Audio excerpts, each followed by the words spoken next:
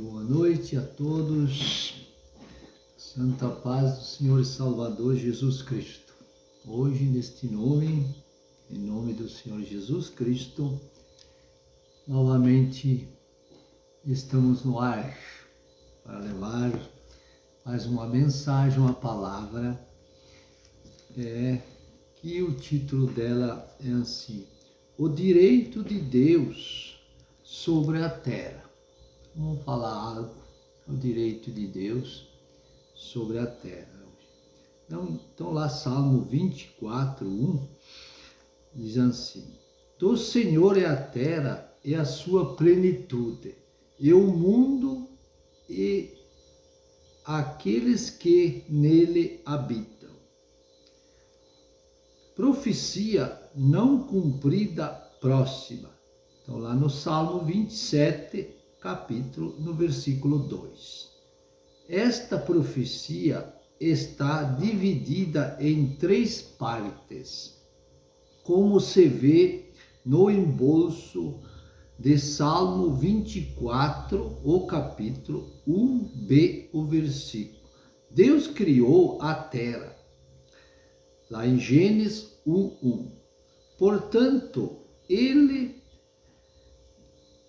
ela, melhor dizendo, legalmente lhe pertence.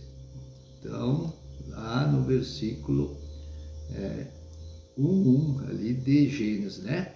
Agora está em rebelião contra ele, sendo dominada por Satanás. Então veja, a terra hoje está no domínio, né?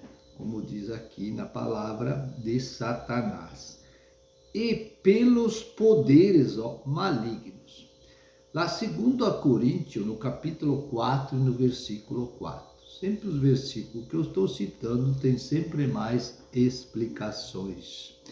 Também em Efésios, no capítulo 2 e no versículo 2. Também 1 João, no capítulo 5 e no versículo 19. Deus aguarda para enviar uma força expedicionária do céu a fim de destruir Satanás e eliminar toda a rebelião. Esse o propósito da segunda vinda de Cristo. Lá em Zacarias 14, o capítulo 1 a 5, os versículos. Também o versículo 9. Novamente, Zacarias, o capítulo 14, versículo 21. Também Mateus, o capítulo 13, e versículo 39 a 50. Também em Mateus 24, capítulo 29 a 31, versículo. Novamente, Mateus 25, capítulo 31 a 46, o versículo. Também Judas 14. Lá em Apocalipse 19, o capítulo 11 a 21, o versículo. Aí tem bastante explanação e ensinamento a respeito daquilo que estamos falando. Cristo assumirá o controle deste mundo e governará a fim de esmagar todos os inimigos e restaurar o domínio que Deus tinha antes da rebelião. Então, 1 Coríntios 15, o capítulo 24, o versículo até o versículo 48. Efésios 1, o capítulo 10, o versículo. Apocalipse 11, o capítulo 15, o versículo. Novamente Apocalipse 20, o capítulo 1 a 10, os versículos. Então, a terra será do Senhor, sem nenhuma exposição.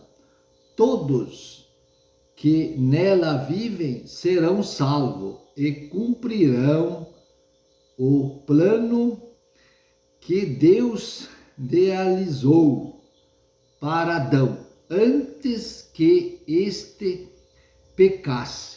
lá em Gênesis 1, o capítulo 26, o versículo até o versículo 31. Também Atos dos Apóstolos 3, o capítulo 21, o versículo. Segundo a Pedro 3, o capítulo 10 a 13, os versículos.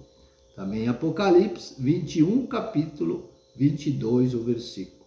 Isaías 66, o capítulo 22 a 24, os versículos. Por ter criado a terra e ser o seu dono, ele tem o direito de destruir Satanás e os homens mau, a fim de dar continuidade ao projeto original para a criação. Então, novamente, Gênesis 1 e 2, né? Aí, os versículos aí, capítulo e versículo tem essa explicação. Agora, 4 requisitos para a vida eterna. 4 requisitos. Então, vamos ver um por um aqui. Aquele que é limpo de mão. Limpo de mão. Então, está lá em 24 de Salmos, 4 capítulos. 15 de Salmo, 1 a 5 versículos. Segundo requisito. Aquele que é puro de coração. Também Salmo 24, capítulo 4, versículo. 51 de Salmo, capítulo 7, versículo. Também Malaquias 3, o capítulo, e 2 e 3, o versículo. Mateus 5, capítulo 8, versículo. João 15, o capítulo 3, o versículo. Que diz lá assim: vós já estáis limpos pela palavra que vos tenho falado. É ela que nos limpa, né? Agora, o terceiro requisito. Aquele que não entrega a sua alma à vaidade, adorando a ídolos e cometendo pecados. 1 Coríntios 6, o capítulo, 9 a 11 os versículos. Também Gálatas 5, capítulo, 19 a 21 os versículos. Também Hebreus 12, o capítulo 14, o versículo. Mais explicações nesses versículos citados, né? Então, o quarto requisito agora. Aquele que é verdadeiro. Então, está lá em Apocalipse 21, capítulo e 8, versículo. Essa é a recompensa para quem preenche os 4 requisitos.